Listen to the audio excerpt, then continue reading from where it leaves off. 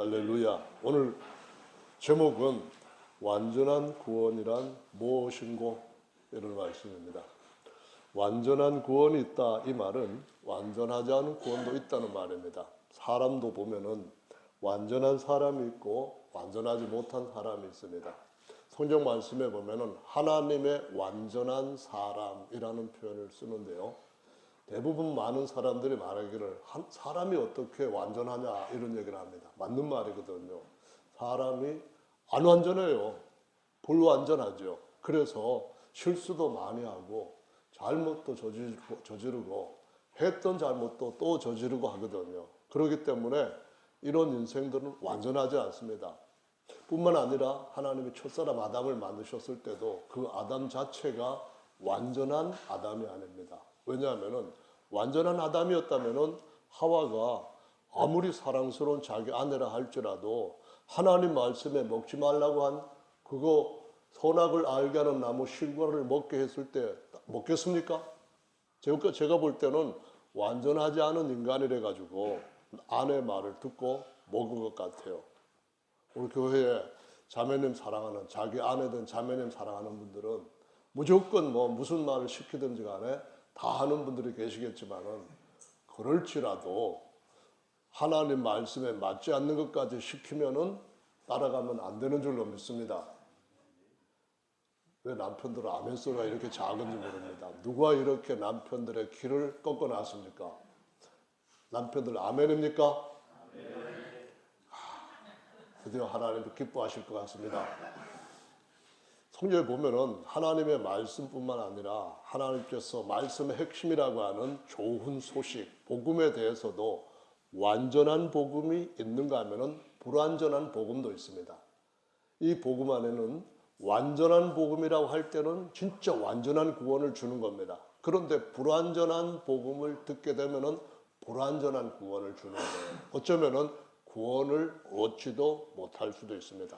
무슨 구원을 얻지 못한다고요?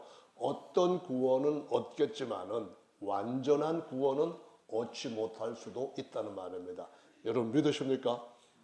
그래서 구원에는 한 가지만 있는 것이 아니고 몇 가지가 있기 때문에 어떤 구원은 얻을 수 있지만 어떤 구원은 얻지 못한다. 이 명제에 대해서 더 진실하게, 정직하게, 솔직하게, 진지하게 생각을 해야만 됩니다. 성경에 보면은 구원이라고 번역된 단어들 중에서 똑같은 단어만 원어에서 쓴 것이 아닙니다. 각각 다른 단어를 썼는데 그 단어들이 다 구원이라는 의미로 우리한테 읽혀지고 인식되고 이해된다는 겁니다. 그렇기 때문에 어떤 구원은 완전한 구원은 아닙니다. 그러나 좋은 구원입니다. 어떤 구원은 완전한 구원이기 때문에 하나님이 좋으신 것처럼 완전히 좋은 구원을 얻을 수가 있다는 거예요. 그래서 구약 성경에서 첫 번째 나오는 제네시스 창세기에 보면은 구원이라고 하는 단어에 어떤 히브리 단어를 원어 단어를 사용했는가 하는 것을 살펴볼 수가 있는데요. 첫 번째가 창세기 19장 19절에 구원이라는 말이 나옵니다. 창세기 19장 19절 하면은 여러분 어떤 생각합니까? 19장 19절은 이겁니다. 아이고 아이고 그러는 겁니다. 외우기 좋게 아이고 아이고. 뭐라고 되어 있는가 하면은 이런 말씀이 기록이 되어 있습니다. 종이 주께 은혜를 얻었고 주께서 큰 인자를 내게 베푸사 내 생명을 구원하시오나 내가 도망하여 산까지 갈 수 없나이다. 두렵건대 재앙을 만나 죽을까 하나이다. 이 말씀에 보면은 내 생명을 구원하시오나 이렇게 번역을 하고 있습니다. 근데 이 번역문에서 원문에서는 구원이라고 하는 단어가 하야라고 하는 히브리 동사를 사용했습니다. 하야 또는 명사로서 하야라는 말은 숨쉬는 존재, 살아있는 존재 그런 의미로서 창세기에서 하와라고 하는 이름이 산자들의 어미라는 뜻으로 붙여진 이름과 같은 맥락에 있는 같은 어원을 가지고 붙여진 이름이라는 겁니다. 그러니까 하야라고 하는 말도 구원이라는 말로 쓴다는 거죠.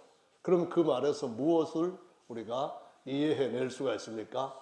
그것은 다름 아니라 우리가 어떤 일에 있어서 위험을 만났는데 그 위험을 견뎌내고 때로는 그 위험을 이겨내고 그저 살아있다, 여전히 살아있다, 지금도 살아있다, 이런 상태를 갖다가 구원이라고 하는 말로 쓴다는 것입니다. 이 단어는 어디 성경에서 처음으로 등장했는가 하면은 바로 19장 19절은 롯이 하나님께서 소돔과 고모라를 심판하려고 하시는데 하나님께서 아브라함의 기도를 들으시고 창세기 18장에 하나님 앞에 아브라함이 뭐라고 말하는가 하면은 10명만 있어도 구원해 주세요 했습니다. 그래 그렇게 해주겠다 응답하시고 약속하셨습니다.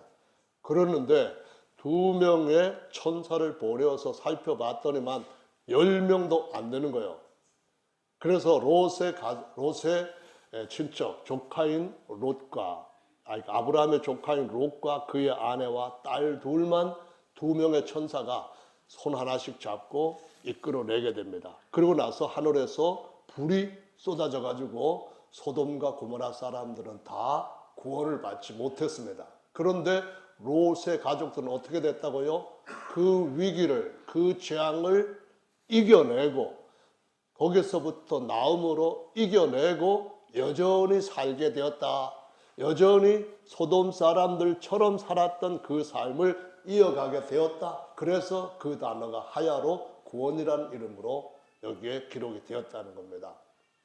마지막 예수께서 오실 때가 되면은 어떤 상황이 세상에 일어난다고 했습니까? 전체적으로 보면은 소돔과 고모라는 국지적인 겁니다. 여러 도성이 있었지만은 앞으로 일어날 일에 대해 가지고 조금만 보여준 샘플입니다. 그런데 전 세계적으로 하나님이 심판을 하실 때에 그와 같은 상황이 어떤 때의 상황과 같다고 말씀하셨는가 하면은 노아의 때와 같다고 말씀하셨습니다. 근데 그것이 노아의 때에 일어났던 일은 전 세계적으로 8명만 구원을 얻고 나머지는 다 물에 잠짐으로 죽임을 당했다는 말씀이에요. 그런데 이번에는 하나님이 물로만 아니라 불로 또 한 번 온 세상을 화가 나서 기다리시다가 참으시다가 계속 은혜를 베푸시고 은혜를 입히셨는데도 불구하고 하나님의 은혜 안에 머물지 않고 떠나는 인생들을 보니까 이번에는 땅뿐만 아니라 하늘까지 불로 심판을 하신다고 하시면서 그럼 그때 어떤 일이 일어날까? 그거를 미리 조그만 일어난 상황 가지고 보여주셨는데 바로 롯의 가정 소돔 고모라가 멸망해서 지금 지구상에 어디인지도 찾을 수 없는 그러한 상태가 되게 했던 것을 그때 같을 것이다 라고 예수님께서 말씀하셨습니다. 롯이 어떻게 했습니까? 롯의 아내는 어떻게 했습니까? 롯의 딸들은 어떻게 했습니까? 이것이 바로 마지막 때에 하나님께서 구원하시고자 하시는 사람들, 은혜 입은 사람들 속에서 일어날 가능성이라는 것을 기억하셔야 됩니다. 소돔과 고모라에서는 두 천사들이 막 끌고 나오니까 나왔습니다. 그런데 이 딸들한테 약혼자가 있었습니다. 2명의 남자가 있었는데 가서 얘기를 합니다. 큰일 났다. 빨리 우리랑 같이 이 성에서 나가서 숨어야 된다. 살아야 된다. 이렇게 하니까 그 사위 둘이 어떻게 했습니까? 장인어른 농난도 심하시네요 하면서 가시려면은 장인어른이나 가십시오. 우리는 전혀 거기에 미동도 안 하겠습니다. 했습니다. 어떻게 됐습니까? 이것이 마지막 때 일어날 실제적으로 하나님의 경고인 줄로 알아야만 됩니다. 그러면 그 다음에 어떤 일이 일어났습니까? 그 다음에는 롯의 아내에게 일어났습니다. 무슨 일이 일어났습니까? 하나님께서 그 성에서부터 완전히 벗어나서 하나님의 재앙에 하나님의 심판에 떨어지지 않도록 피하라고 했는데 아내는 성에서는 나왔지만은 피할 수 있는 성까지 산까지는 가지 않고 중간에서 가만히 보고 있습니다. 뭘 보고 있었습니까? 아이고 우리가 이방인 성읍에 들어가서 고생하면서 일구어냈던 우리의 모든 것들이 다 불에 탄다면 어떻게 하면 좋아? 어떻게 하면 좋아? 그 중간에 있다가 위에서부터 내려는 유황비에 의해 가지고 소금 기둥으로 변해버렸다. 그렇게 나옵니다. 그러면서 마지막 때가 가까이 올수록 모든 성도들은 깨어있는 처녀가 되기 위해서는 롯의 아내를 기억하라라고 말씀을 하시고 있습니다. 롯의 아내를 기억하는 일을 어떤 일에든지 같이 연계해 가지고 생각하고 계획하라는 말씀입니다. 이 말씀은 매우 중요한 말씀입니다. 생명에 관한 말씀입니다. 영원한 구원에 관한 말씀이에요. 믿습니까? 근데 아내는 이렇게 돼버렸어요.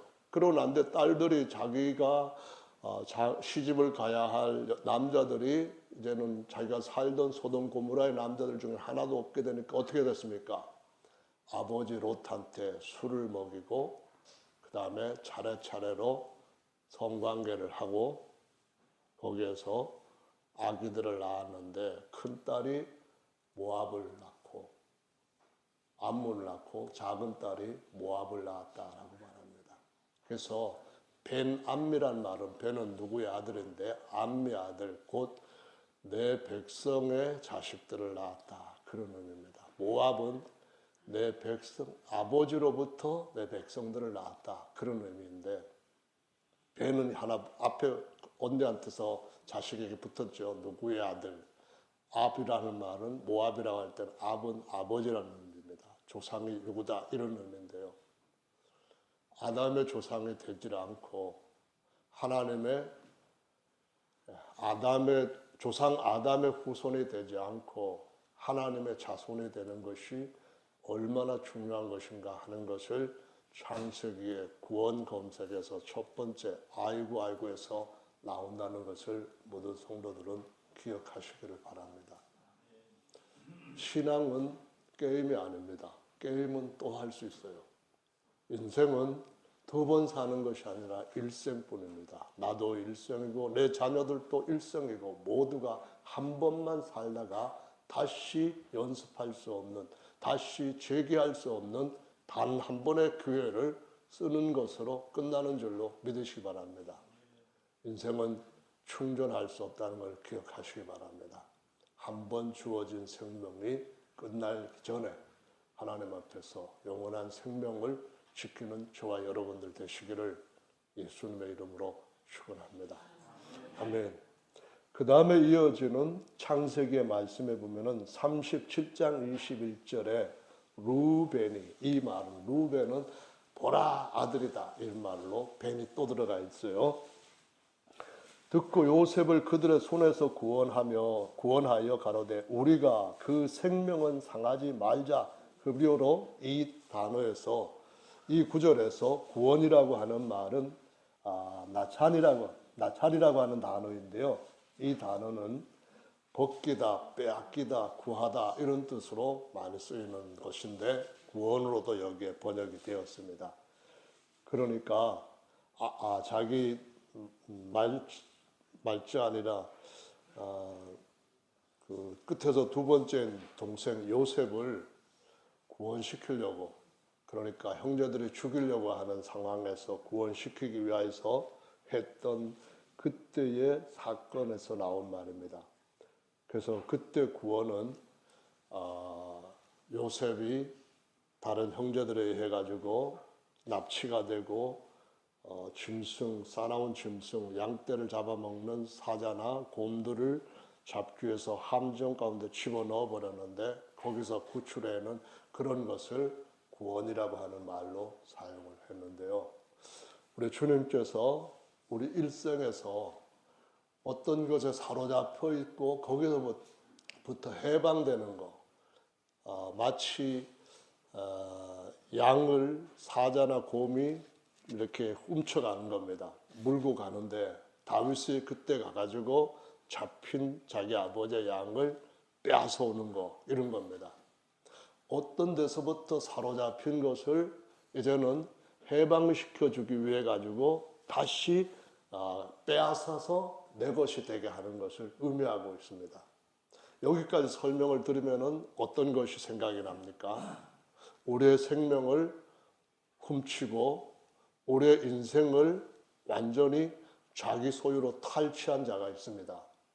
그게 누구냐 하면은 세상 임금이자 세상 신이라고 하는 사탄 마귀와 우리의 생명을 앗아가 버린 죄입니다. 그래서 영원한 사망까지로 끌고 가갖고 다시는 빼앗아올 수 없는 상황 가운데로 이제는 끌어가는 것을 여기에서 그 사건들이 그림으로 보여주시고 있는 겁니다. 여러분, 이 모든 인생들이 누구에게 사로잡혀서 뭐에게 사로잡혀서 어디로 끌려가고 있는가 하는 것을 알아야만 진짜 세상에서 말하는 구원이 아니라 성경에서 하나님께서 말씀하시는 구원이 무엇인가 하는 것을 아는 첫 번째 단계 안에 들어갈 수가 있는 것입니다. 저와 여러분들이 하나님 앞에서 구원받는다고 하는 말이 어떤 것인가 하는 것을 알고 잘 참된 구원에 참여하는 자들 되시기를 바랍니다. 창세기 45장의 말씀 보면은 또 구원이라는 것이 이런 거구나 하는 것을 보여주시고 있는데요. 결국 요셉이 구덩이에서는 구원을 받고 그런데 사로잡혀 갑니다. 누구한테 사로잡혀 가면은 상인들한테 팔려가지고 계속 갑니다. 그런데 요셉이 야곱하고 같이 있었을 때는 형제들한테 미움을 받고 언제 또다시 이런 위협을 당할지 모르지만 거기에서부터 오히려 팔려가는 과정을 통해서 벗어나는 부분이 있었고 팔려갔기 때문에 또 다른 하나님의 일하시는 역사가 나타나게 됩니다. 그게 뭐냐 하면은 얼마 후에는 애굽 전역뿐만 아니라 가나안 땅까지 엄청난 지역에서 아주 끔찍한 기근이 들어서 사람들이 굶어 죽을 것. 여러분 동영상 어떤 거 틀어보시면은 저기 그 기도할 때 동영상 한번 탁 틀면은 제일 앞에 광고에 뭐가 나오는가 하면은요. 아프리카인가 어디에 사람들 그 어린 아이들의 모습이 나오는데 여기가 다 팔다리 모든 부분이 피골이 상접해 있는 상태입니다. 바짝 말라서 진짜로 뼈에다가 여기에 피부만 입혀놓은 것 같은 그런 모습입니다. 살이 없어요. 아주 못 먹고 언젠가는 이제는 안에 내장이 말라붙어서 죽게 되겠다 하는 그런 상황입니다. 먹을 물도 깨끗한 물 구하기가 정말 힘든 그런 삶 속에서 죽어가는 겁니다. 그런데 하나님께서 요셉을 자기뿐만 아니라 요셉의 형제까지 구원시키기 위해서 어디에서부터는 불러내가지고 애굽의 총리가 그 어린 30세 나이에 애굽의 바로보다도 더 실권을 갖고 있는 놀라운 자리에다가 앉히시는 것을 볼 수가 있습니다. 이것은 역사예요. 아멘.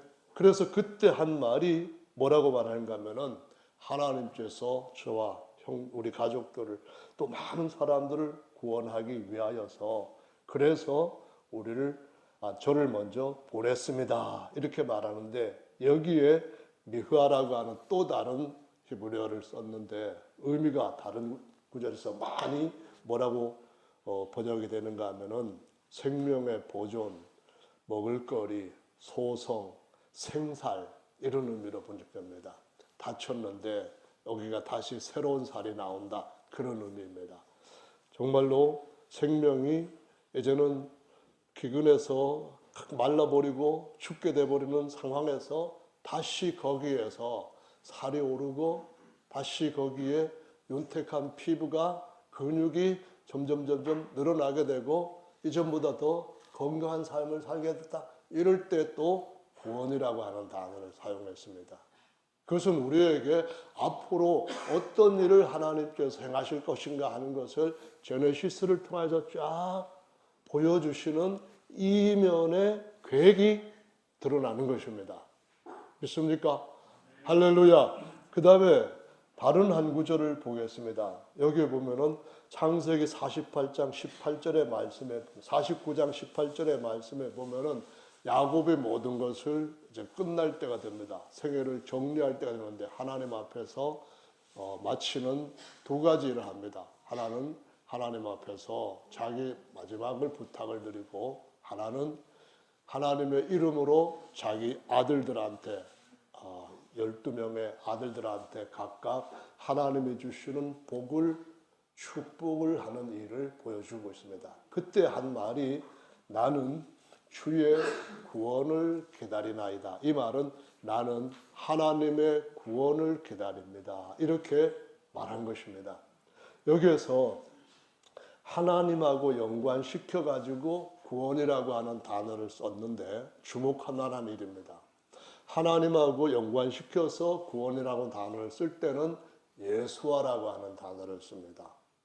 예수아라고 하는 단어를 쓰는 것은 하나님과 또는 하나님의 이름과 연관을 시키고 붙여가지고 할 때에 이 단어를 씀으로써 앞으로 하나님께서 어떠한 구원을 우리에게 주심으로 불완전한 부분적인 구원에서부터 완전하고 영원한 구원에 이를 것이다 라는 것을 보여주는 또 한 장의 새로운 그림이 만들어진다는 것입니다. 설계도인 거예요.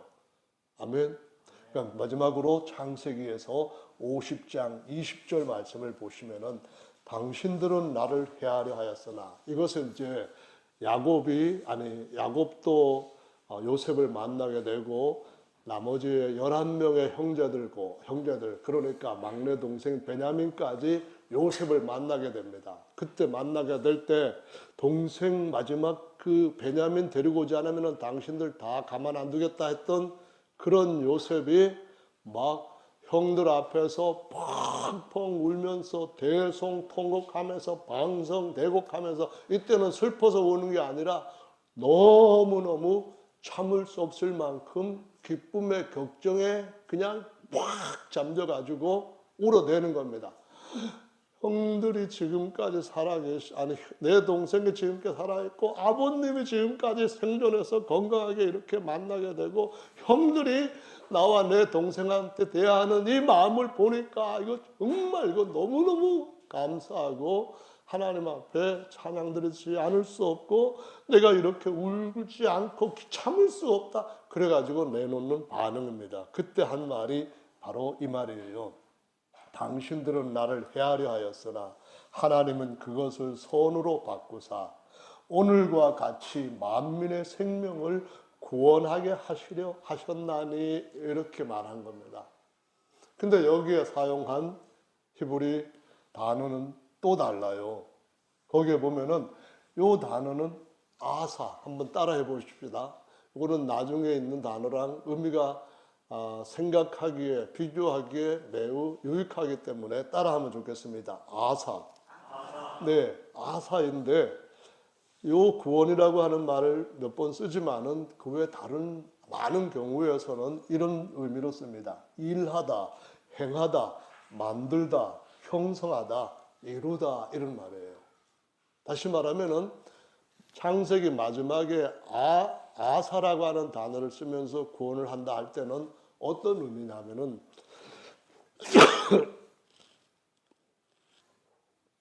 하나님께서 계획을 하신 모든 것들, 하나님께서 그 사이에 여러 장의 설계도를 통하여서 보여주셨던 모든 그분의 장래의 경륜에 대한 그 결과를 그걸 다 이루신다는 말입니다. 우리가 주님으로부터 받아야 될 구원은 어떤 구원이냐 하면은 바로 요셉과 같이 하나님의 후사의 자리에 앉으신 하나님의 아들, 독생자였다가 맏아들이 되신 그분 얼굴 뵙기 위해서 그 앞에 그분과 같은 아들로서 그분과 같은 영광의 형상으로서 그분과 같이 모든 것을 나눌 수 있는 아버지의 후사로서 그냥 기쁨을 참을 수 없을 만큼 너무나도 귀하고 놀라운 계획을 모든 악한 것까지 선한 것으로 바꾸어서 이루어 주신 하나님께서 주신 퍼펙트한 구원이라고 말씀을 하시는 겁니다. 아멘. 완전한 구원을 주시려고 하신다는 거예요. 너무나도 놀라운 것이라서 사람들이 설계할 수 없는 그런 구원입니다. 상상조차 할 수 없는 그런 구원입니다.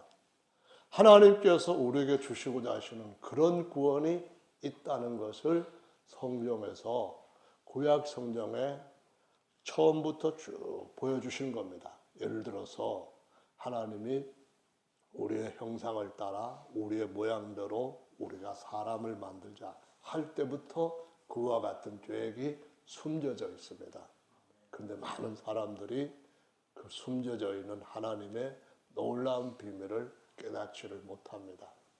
구원하면은 대부분 사람들이 어떤 식으로 생각하느냐 하면은 국어 사전에 나와 있는 정도로 구원, 세상에서 어떤 말하는 구원받는다는 것, 곧 창세기 19장에서 세상 사람들이 생각하는 것처럼 생명이 다시 보존돼 가지고 이전에 그 사람들처럼 살 수 있게 됐다 하는 일시적인 구원으로 생각합니다.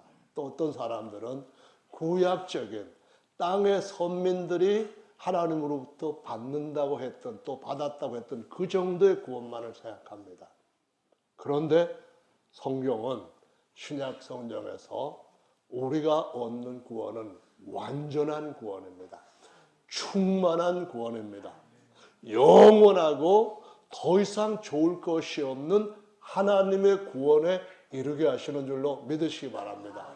그래서 구약에 야훼의 구원이라고 하는 말만 나오면은 그것은 어떤 이름으로 나오는가 하면은 히브리어로 야훼에다가 예수아라고 하는 구원을 더하거나 아니면은 야훼에다가 호세아라고 하는 이름을 여호수아로 바꿔준 것 같은 여호수아가 되는 구원입니다. 야훼에다가 예수아를 더하면은 우리 환경이 얼마나 놀라워지는가 하는 것을 의미하는 것이고, 야훼에다가 호세아를 더하면, 아니 우리 호세아에다가 야훼를 더해서 야훼를 앞에 붙이게 되면은 이 구원은 우리 자신이 하나님 앞에서 얼마나 놀라운 존재로 확 그레이드가 팍 끝에까지, 완전 위에까지 올라가게 된다는 것을 보여주시고 있는 것입니다. 여러분, 제가 드린 이 설명 이해하시고 계십니까?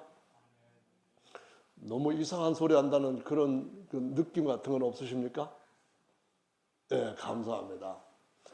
하나님께서 그런 구원은 출애굽기에서 애굽에서부터 400년 그 긴 세월 동안 노예살이하던 이스라엘 백성들을 구원하실 때부터는 어떤 이름을 쓰시는가 하면, 구원이라고 할 때 어떤 명칭을 쓰는가 하면은 예수와 이렇게 나옵니다. 오경에 예수와 하면서 야훼의 구원, 우리는 주의 구원, 야훼의 구원을 봅니다. 하나님의 구원을 기다립니다. 이런 말씀을 쫙 하고 있는 것을 볼 수가 있습니다.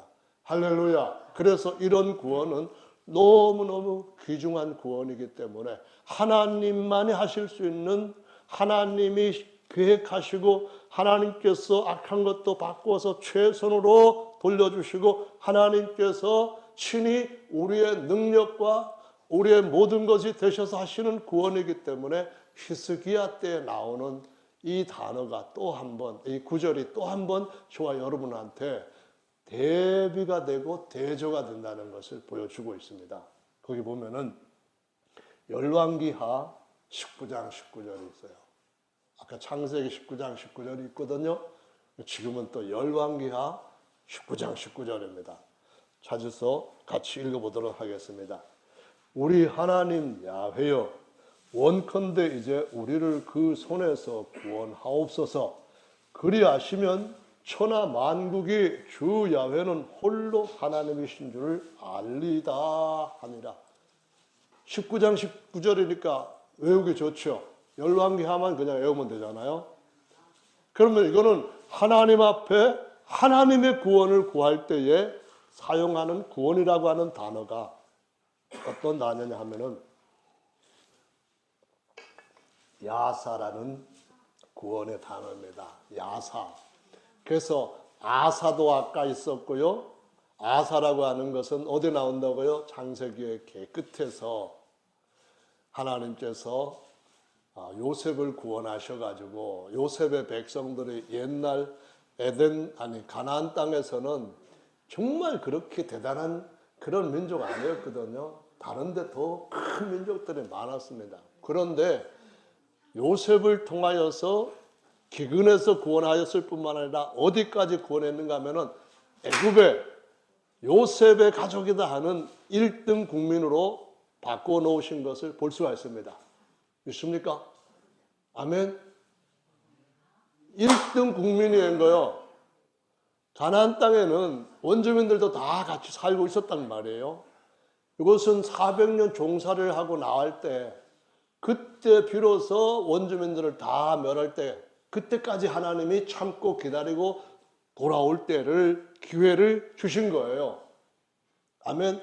그 원주민들은 다 젖과 꿀이 흐르는 땅에서 강성해지다 보니까 자기들이 강해지다 보니까 하나님이 필요 없다고 하나님을 배신하고 자기들이 만든 걸 신이라고 생각하던 그런 죄악 가운데 빠진 사람들인 거예요. 그 안에서 야곱의 족속들은 위태위태하고 하나님 앞에 없던 데서 복을 받아가지고 좀 나아졌지만은 주변에 잘 사는 원주민들하고 비교하면은 어느 때든지 우리 생존을 위해서 같이 저들하고 연혼도 해야 되고 언약도 같이 맺어야 되고 저들이 믿는 신을 믿으면은 우리가 믿는 신보다도 엄청나게 크게 잘할 거다 유혹도 받게 되었던 거예요.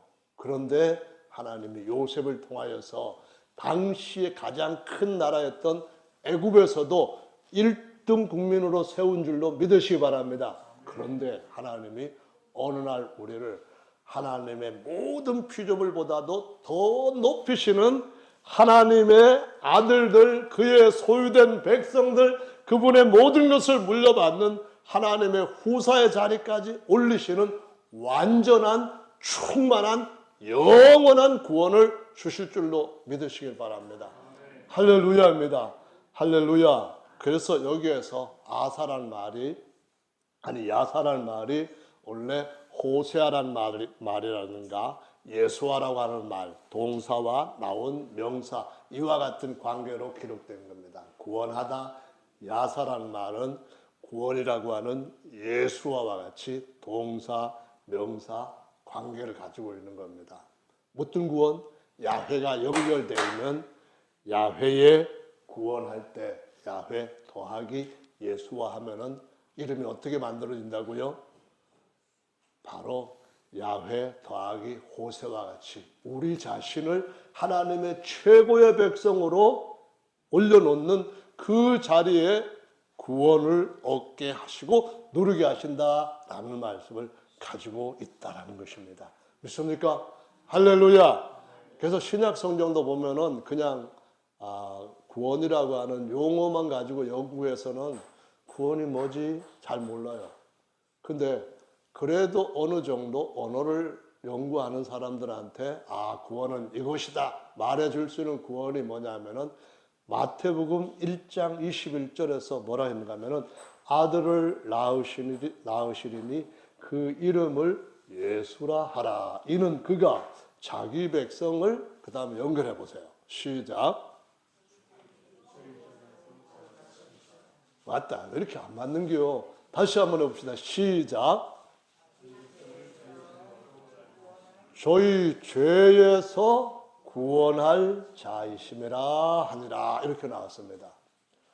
그 구약 성경에서 나오지 않은 것들을 뭐냐 하면은 영이 있는 생물로서 사람은 영이 없는 살아있는 생물을 죽여가지고 그들의 생명을 취해가지고 제물로 하나님 앞에 바칠 때에 그 제사가 영이 있는 사람의 죄를 조금이라도 없앨 수가 없었어요. 아멘. 그래서 율법의 행위로는 뭐를 못 얻는다고? 하나님 앞에서 완전한 구원을 얻을 만큼의 의로움을 얻을 수 없다 이 말씀을 하시는 거예요. 그럼 어떻게 왔느냐 하면은 덮고 덮어 왔다는 거예요. 피가 죄를 지으면은 그 짐승의 피로 덮고 또 덮고 또 덮고 덮고 덮고 덮고 그러니까 어떻게 된 거예요? 일생 동안 죄가 덮이고 쌓이고 덮이고 쌓이고 덮이고 쌓이고 덮이고 쌓이고 그렇게만 해왔다 그런 말씀이에요. 아멘. 그런데 예수는 어떤 분이에요? 하나님의 아들이시면서 죄 없는 육체를 입고 오심으로 하나님의 어린 양의 되심을 통해서 십자가에서 피 흘리시고 우리 대신 생명을 내실 때 어떻게 됐다고요? 그 모든 사람들의 그 모든 죄를 싹 없었던 것처럼 씻어버리셨다 그 말씀하신 거예요. 아멘. 뭔 일을 하다가 페인트가 이런 데 묻으면은 이게 참 안 진단 말이에요. 그냥 수성 페인트만 물에다가 빨면은 금방 빨면은 되는데 안 져요. 그래서 그러면은 수성 페인트가 아니고 좀 더 센 수성 페인트 아닌 유성이 묻었을 때 물은 안 닦이니까 안 지니까 어떻게 하냐면은 신나를 갖다가 이제 쓰는 거예요. 신나 중에도 보면 라카 신나라고 하는 것이 있더라고요. 이 신나를 쓰면은 보통 이런 데는 닦아버리면 싹 져버리는 거예요. 그런데 옷에 유성 페인트가 묻었을 때 신나로 닦아보면 되는지 아세요? 저 깜짝 놀랐어요. 페인트가 싹 없어져 버려요. 없어지는과 동시에 옷에 물감도 싹 없어져버려요. 아니 조그마한 흠을 없애려고 페인트 신나 갖다가 닦았더니 이만큼 쭉 했는데 닦고 보니까 호옇게 된 거예요. 페인트가 많이 이렇게 나눴었나 퍼졌나? 말리고 보니까 여기가 물감 들었던 것이 싹 없어져버린 거예요. 하나님께서 우리의 죄를 누구의 죄든지 예수님 안에 은혜 안에 들어온 사람이라면 죄를 어떻게 많이 쌓였든 간에 싹 없어진 줄로 믿으시기 바랍니다. 언제? 믿고 침례를 받는 사람은 죄에서 구원을 받을 것이요. 이제는 왜 주저느냐? 일어나 침례를 받고 너의 죄를 씻으라 할 때 싹 없어지는 거예요. 아멘. 근데 이 죄가 워낙 독하기 때문에 언제쯤 시간이 지나고 나면은 또 그냥 조금 곰팡이처럼 일어날 수도 있거든요. 그런데 예수님의 피로 씻어버린 죄는 영원토록 싹 깨끗하게 없어지게 되는 줄로 믿으시기 바랍니다. 그래서 저와 여러분들의 예수님의 좋은 소식, 복음이라고 하는 것 중에 첫 번째가 그겁니다. 그래서 대부분의 사람들은 예수님 이름 믿고 예수님을 믿으면은 예수님을 영접하면은 죄에서 구원받는다 이 말은 다 하는 거예요. 그런데 그것이 전부가 아니라는 데는 많은 사람들이 모르는 거예요. 그것이 전부가 아니고 그것이 충분한 것이 아니고 그것이 충만한 것이 아니라는 것은 뭘 말하냐면은 아담이 범죄하지 않으려 만들어졌을 때에 그가 1000년을 살아도 그 상태에서는 하나님께서 높이시는 최고의 완전한 구원에 이루지를 못한다는 거예요. 아담보다 뛰어난 천사들도 있고 천사들보다 더 높은 존재인 하나님의 아들도 계시고 하나님 아들이 갖고 계시는 하나님의 모든 충만함을 누리는 그 자리에까지는 못 이른다 이 말씀을 성경에서 하시는 거예요. 할렐루야.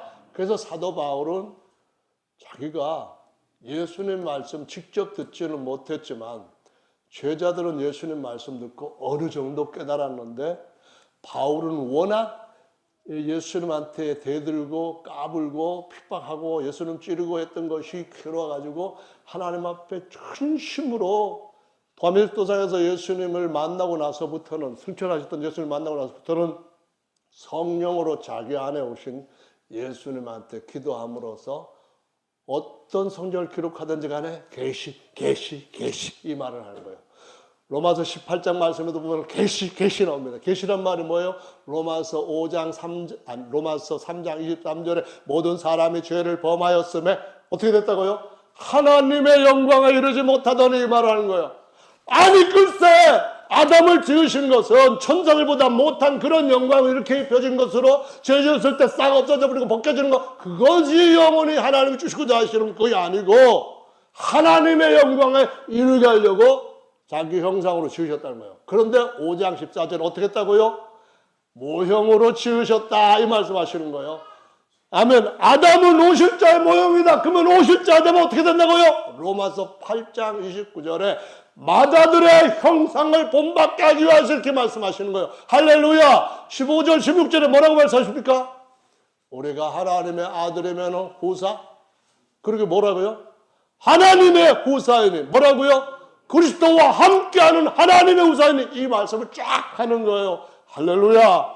아멘. 고린도전서 2장 7절 말씀도 보면은 하나님께서 우리의 영광을 위해서 만세전부터 예비한 것인데 아무도 눈으로 보지도 못하고 귀로 듣지도 못하고 마음으로 상상도 못했던 것인데 성령으로 알게 하신 것이다. 이렇게 말씀을 하시면서 갈라디아서도 계속하는 말이 계시로 받은 주께서 내게 주신 계시로 얻은 복음 이거 아닌 거 다른 거 전하면은 저주를 받을지어다 뭐 이런 말씀 딱 하면서 에베소 말씀은 그 말을 더 많이 집어넣은 거예요.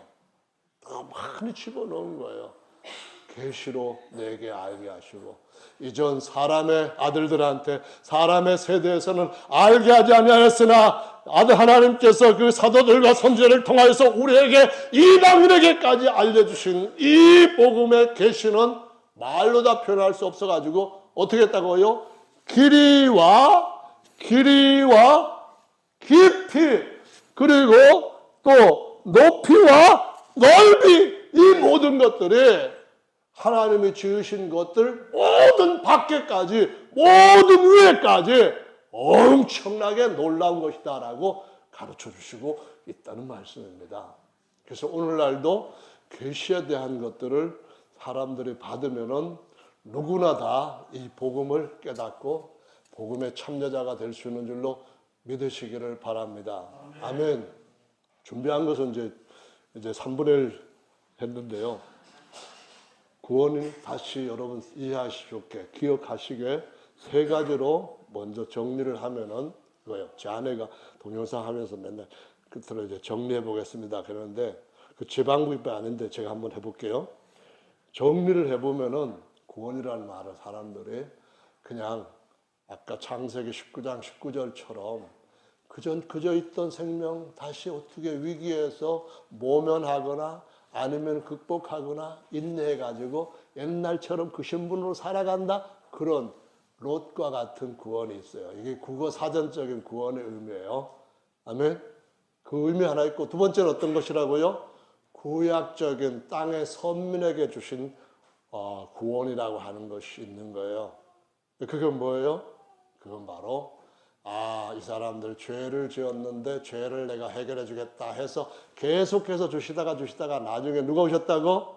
구약을 완성시키기 위해서 하나님의 어린 양이 오셔서 대신 돌아가셨다 하는 거예요. 아멘. 그래서 이제 우리는 제사 안 드려도 된다 이렇게 하는 거예요. 이제는 매일매일 아침마다 저녁마다 드렸던 제사 안 드려도 된다. 왜냐하면 매일 드리는 건 죄가 없어지지 않기 때문에 또 드려 그래야 되지만은 예수는 흘려신 보혈로 영원히 깨게 됐다. 그게 바로 구약적인 완성의 개념 구원인 거예요. 근데 신약에서 하나님의 아들과 그 안에 있는 하나님의 성령의 역사로 우리에게 주신 구원 어떤 거예요? 구약적 개념이 아니라 천상적인 구원의 개념인 줄로 믿으시 바랍니다. 천사들도 도저히 우리 거기까지 올라가고 싶은데 했는데 뭘 또 올라가는 거예요. 그래서 지금 3분의 2는 하지 말아야 될 것 같은데요. 시간상 그렇게 하나 정리를 하자면은 그래서 우리의 구원은 하나님 앞에서 어떤 구원을 주님이 약속해 주셨나 하는 것을 이해를 하고 이 구원이 너무나도 크기 때문에 우리의 밖에 있는 구원, 곧 겉사람의 구원을 이루기까지 사단은 끊임없이 어떤 위협도 주고 어떤 유혹도 주고 어떤 두려움도 주고 온갖 것들 좋은 것 가지고 이렇게 하면서 빼앗아 가려고 공격을 한평생 우리가 마칠 때까지 계속된다는 것을 기억하시기를 바랍니다. 우리 속사람의 구원은 죄 있었던 상태에서 죄 없는 상태로 그냥 부활만 시켜주는 그런 구원이 아니고요. 어떤 구원이라고요? 죄를 영원히 이길 수 있는 그런 부활의 생명에다가 어떻게 했다고요? 다시 무서워하는 죄도 무서워하고 사탄 마귀도 무서워하는 그런 종의 영을 부어주신 것이 아니라 무슨 영을 부어주셨다고요? 아들이 되게 하는 하나님의 아들로 다시 태어나게 하는 하나님의 영, 그리스도의 영을 우리 가운데 부어주심으로 할렐루야 하나님을 아바 부를 수 있게 아바 친아빠라고 부를 수 있는 아들의 권세를 주셨다라고 말씀을 하는 거예요. 할렐루야 아멘. 그런데 우리 혼은 어때요? 아직까지 육체에서 육신의 생각은 하나님과 원수가 되는 거예요. 이 혼의 생각도 혼도 구원을 받아야 되는데 어떻게 되냐면은 이 혼의 생각과 마음이 하나님의 성령으로 거듭난 영의 마음 또는 하나님의 마음과 합해지도록 계속해서 바꾸어지고 훈련되어지고 자라가야 된다는 거예요. 왜냐하면은 혼의 생각이 어떨 때는 예수님 따르면서 하지만 어떨 때는 하나님의 아들같이 행동하지만 어떨 때는 조금 기분만 나쁘면은 그게 아닌 게 툭 튀나와요. 혼에서 나온 것들이 그냥 원망하고 불평하고 또 원망 불평 또 뭐도 있죠? 원망하고 불평하고 뭐 불안해하고 두려워하고 뭐 아니면은 뭐 세상적인 것들을 가지고 좋다고 막 하고 하는 이런 모든 것들이 무엇을 의미하냐면은 아직까지도 당신의 혼은 하나님의 거룩한 백성으로 구원받은 삶을 살아가는 것이 아니라 어느 때든지 공격당할 수 있는 허접한 삶을 살고 있다는 것을 보여준 겁니다. 누구처럼? 롯의 아내처럼 중간지대에 있지 말고 안전지대로 옮겨가야 되는 줄로 믿으시 바랍니다. 혼에서 나오는 말이 어떠냐에 따라가지고 그것으로 심판을 받기도 하고 의롭다함을 받기도 하는 줄로 믿으시 바랍니다. 그게 어떻게 된다고요? 입술의 말이 하나님 앞에 감사요, 아멘이요, 찬양이요, 할렐루야요. 하나님 앞에 안 되는 일 없이 주님께서 우리에게 행하시면은 주님께서 아사하신다면은 주님께서 일하신다면은 주님께서 성취하실 것이다. 이 믿음을 갖고 입으로 시인한 대로 주님이 이루실 줄로 믿으시기 바랍니다. 너희 말이 내 귀에 분명히 들린지라 너희들이 말한 대로 내가 그대로 다 갚아주겠다. 그래서 가나안 땅에 못 들어갔던 거예요. 주님 앞에서 어떻게 된다고요? 믿음으로 입으로 시인하는 자는 구원을 얻게 되는 줄로 믿으시기 바랍니다. 그래서 입에서 나오는 말, 입에다가 뭘 지켜요? 파수꾼을 넣는 거예요. 입을 학문으로 만들지 말고 무슨 문으로 만들어야 된다고요? 하나님의 집으로 들어가는 거룩한 문으로 하나님 앞에 들어갈 수 있는 베델의 문으로 이는 하늘의 문이요 내 안에는 하나님의 성전이 이루어지는구다 이렇게 하는 저와 여러분들의 승리가 있기를 예수님의 이름으로 축원합니다. 할렐루야. 나머지는 오후에 하든가 아니면은 내년에 하든가 주님이 은혜 주시는 대로 하도록 하겠습니다. 다 같이 오늘 들은 말씀을 생각하시면서 기도하는 시간 갖겠습니다.